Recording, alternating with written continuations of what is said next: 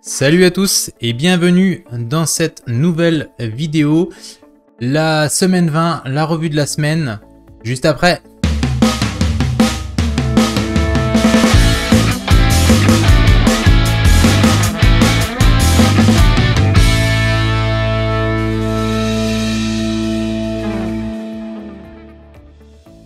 Donc pour cette nouvelle semaine, on va parler un petit peu de tout ce qui touche à Windows 365, Teams, etc., etc. On passe sur... Voilà. Donc pour cette semaine, on a Citrix et Windows 365. Donc pour ceux qui connaissaient Citrix, la technologie Citrix HDX, c'est une bonne technologie en fait que j'avais testé pas mal avant. Pour tout ce qui est adaptive network compression technologie, tout ça. C'était une technologie que j'appréciais vraiment parce qu'elle nous permettait d'avoir du multimédia un peu plus avancé, tout ça là. Et donc, on voit que Windows 365 et Citrix HDX technologie vont être intégrés ensemble. Donc c'est Scott Manchester qui nous dit ça. Donc à voir ce que ça va donner. Mais je trouve que c'est une petite news quand même pas mal pour cette semaine 20. Ensuite, on est parti sur du Change. Je vous avais parlé la semaine dernière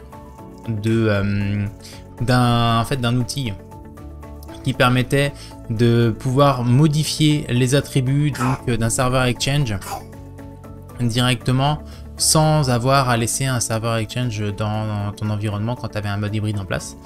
Et bien là, alors la personne ici, à chaque fois je me rappelle jamais, je vais juste aller voir tout en bas. Ah oui, c'est Steve Goodman en fait qui a sorti un outil donc pour nous permettre de le faire beaucoup plus visuellement, parce qu'en fait l'outil que Microsoft a sorti pour faire ça, c'était que en PowerShell.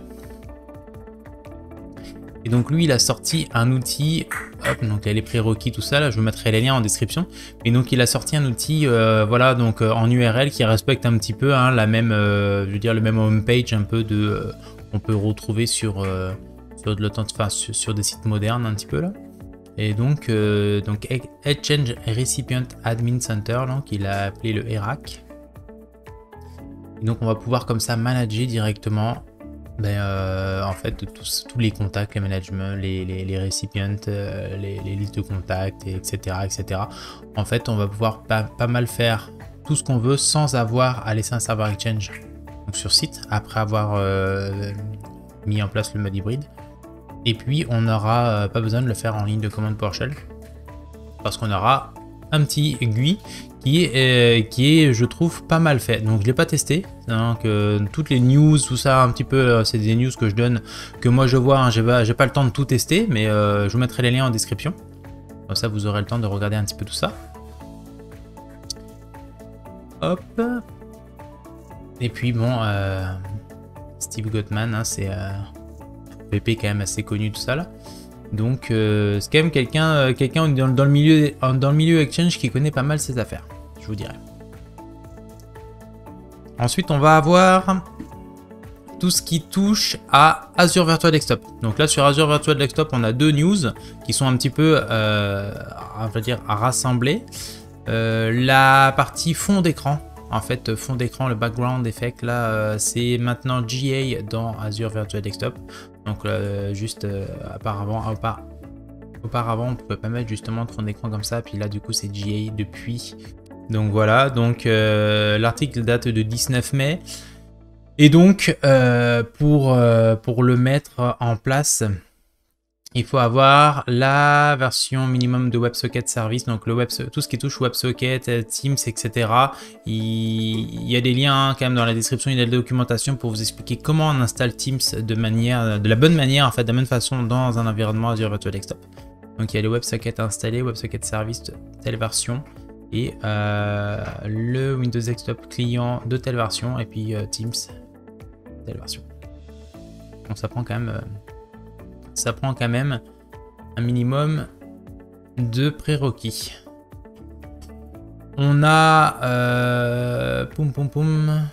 je vais le mettre ici boum, parce que c'était un petit peu la même chose. Le multi fenêtre en fait, qui est aussi GA maintenant dans Azure Virtual Desktop. Donc le fait de pouvoir décrocher sa fenêtre de son Teams, c'est quand même assez intéressant parce que du coup ça ne nous permet pas de... En fait on n'est pas caché quand on vient faire des choses, quand on vient aller regarder dans les équipes et tout ça, là on n'est pas caché. Puis vu qu'AVD supporte le multi-session, le multi-écran pardon, bah, ça permet d'avoir quelque chose d'intéressant. Donc ça c'est GA aussi, pareil depuis le 19 mai. Ensuite on a des petites news du côté de Viva, Microsoft Viva. Donc Microsoft Viva qui sort un nouvel outil en fait, Microsoft qui sort un nouvel outil dans la gamme Viva, Microsoft Viva Goals. Alors je vous laisserai lire là-dessus, je vous avoue c'est pareil, j'ai pas testé, mais ce que je peux vous dire, ce que j'en connais, c'est une entreprise en fait qui s'appelait Ali.io, qui a été rachetée par Microsoft l'année dernière et donc qui fait tout ce qui tourne autour de l'OKR, là, de Leading Objective and Key Result. Et donc du coup Viva Goals c'est vraiment ça, c'est vraiment en fait un outil qui va vous permettre de faire de l'OKR de manière je veux dire imbriqué dans Teams aussi hein, finalement, parce que Microsoft Viva est quand même imbriqué dans Teams. Donc je vous laisserai lire là-dessus. Je pense qu'il faudrait qu'on fasse des vidéos un peu plus poussées sur Viva, mais c'est prévu pour un plan d'action avec un peu plus de vidéos techniques plutôt que des reviews, des choses comme ça.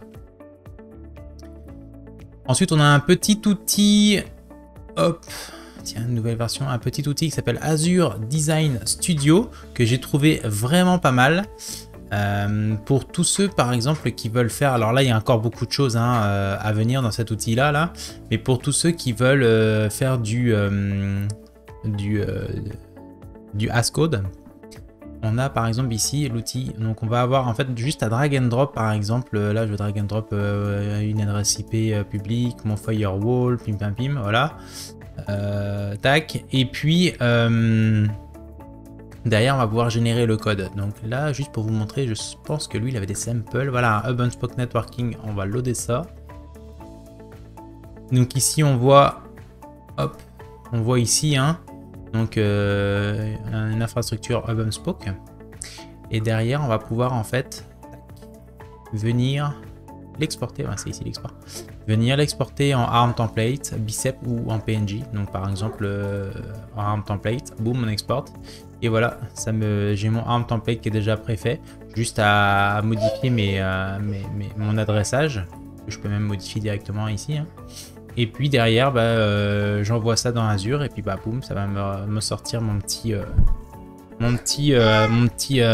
infra directement à partir de là.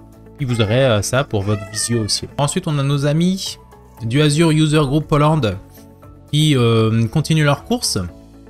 Donc leur cours sur cybersécurité, mais continuent leur course folle quand même pour la SC100. Donc toujours pareil, super intéressant. Je vous laisserai aller voir les vidéos.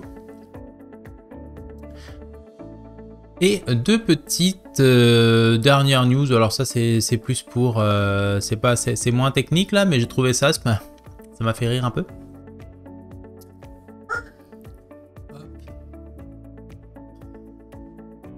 Voilà. Donc Microsoft CEO, donc Satya Nadella, qui nous dit qu'il est sur le point de doubler les salaires des employés de Microsoft.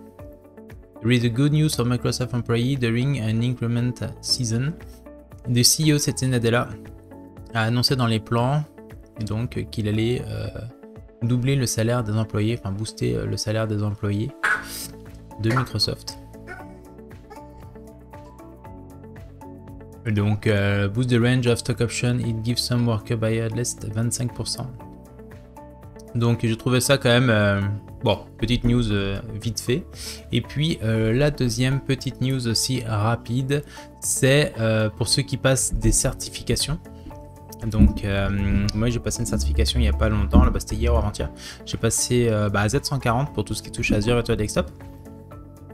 Et effectivement, on a maintenant le fameux bouton Take a Break, en fait, où on va pouvoir prendre une pause pendant la certification.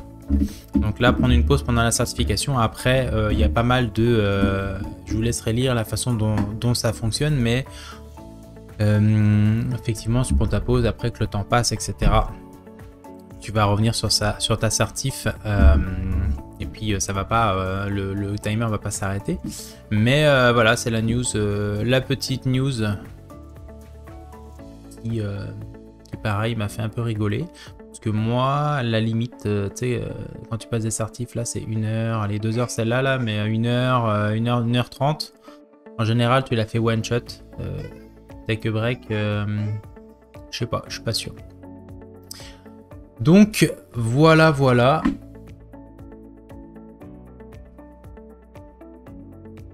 Ça fait un peu le tour des news de la semaine, enfin en tout cas de mes news de la semaine, des news que j'ai pu récupérer un petit peu. Je vous dis comme d'habitude, n'oubliez pas de mettre un petit pouce bleu, ça fait toujours plaisir, de vous abonner à la chaîne, ça monte tranquillement. Et puis on se dit à la semaine prochaine. Salut, bye.